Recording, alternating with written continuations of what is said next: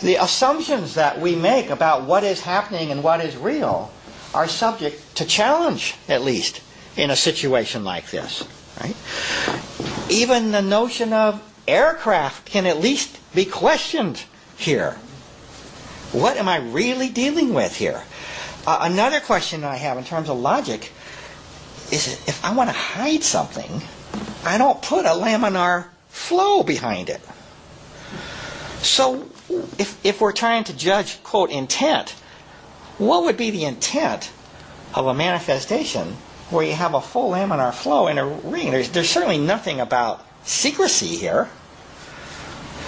They're just interesting questions, and this is made to simply say, you know, how do we know what those boundaries actually are?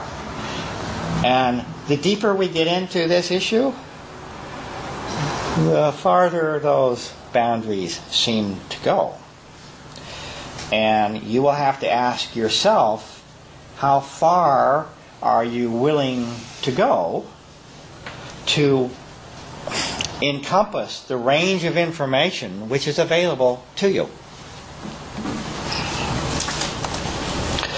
Now, okay, so let me see if I can, let's see, I think I know how to go back to, let's see if we can,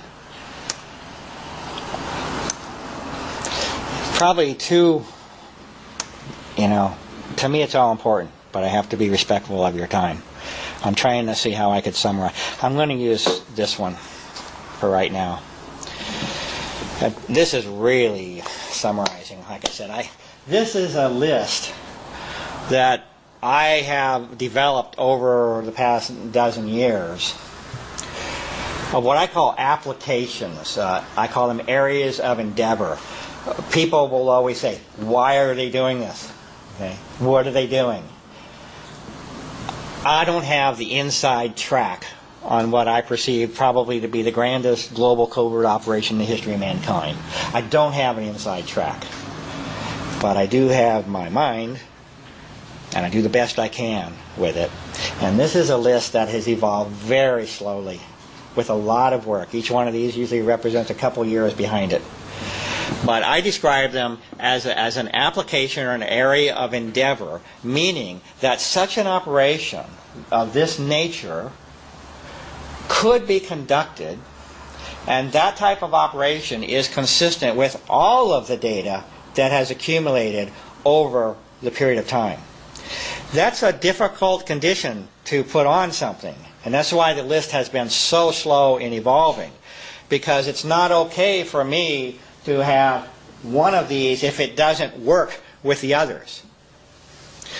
So these if people ask me why, I simply say these are applications. These are areas that are consistent with all of the data. And I'll go over them because it'll be the summary of probably this whole section that I'll never get through. And every one of these we could talk at least for a whole day on, I'm sure.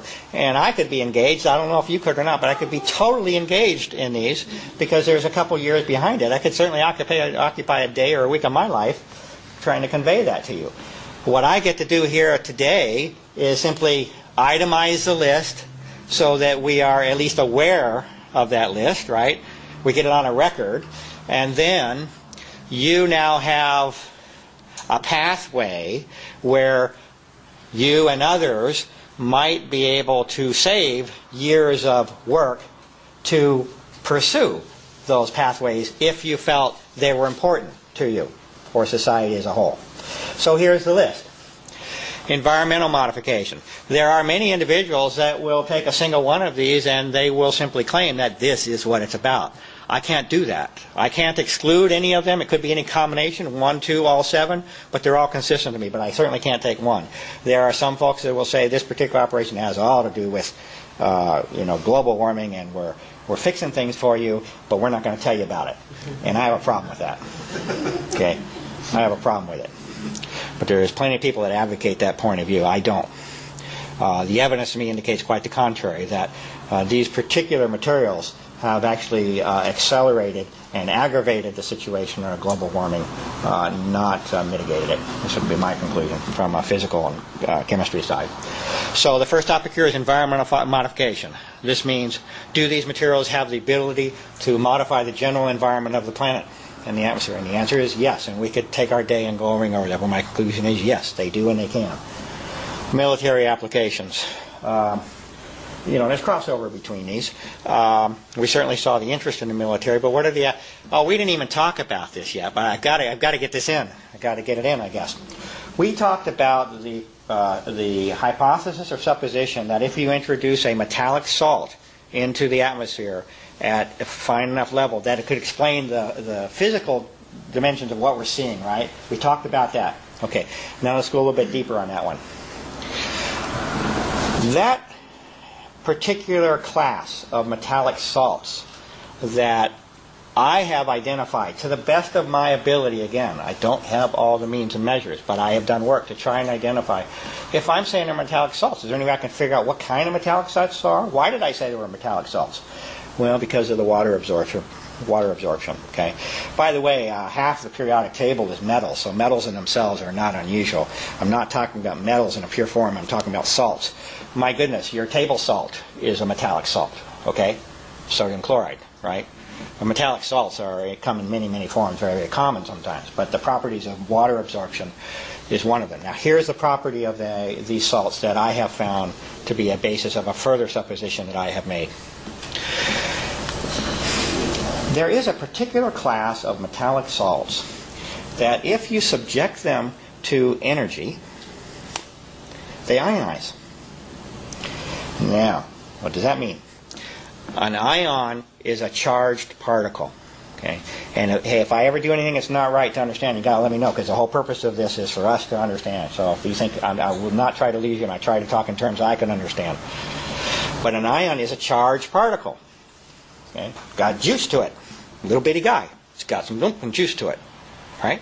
If I subject a particular class of metallic salts to energy, they become electrically charged. Gets really interesting here.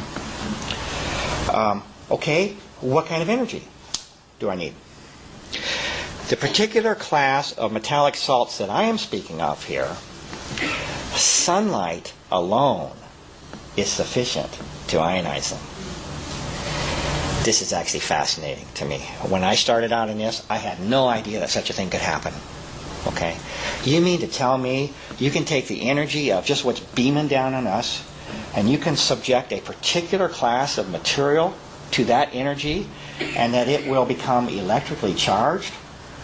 It's like, wow. But this is true. This is true. This can happen. Now, some people made a mockery of this when I presented this statement, okay? But it's okay with me, because in the end, you have to simply drive to the truth the best you can wherever it was. And the mockery of this would be, oh, Carnicom, he's saying if he says some table salt out on the deck that it's going to suddenly become electric charge. Okay?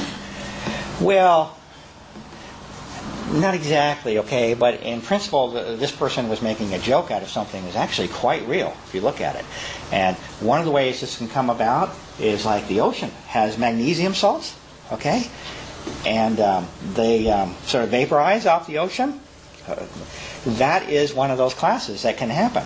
Now, the particular element that has been of the greatest interest to me here is one called barium. And I will say that early in the research, this is a case where you're given a lead. I was actually given a piece of information that said barium is involved in this, okay? Early in the game.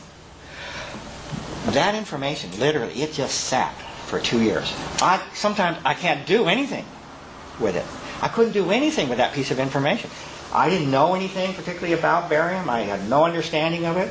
It's like several years later, at least 2 or 3, I'm doing some work, and I'm starting to do some testing, and I'm starting to see the indication physically of something that's starting to catch my interest, that's satisfying properties of barium, a barium metallic salt. And eventually that became positive as best I can. You can go through the work, but I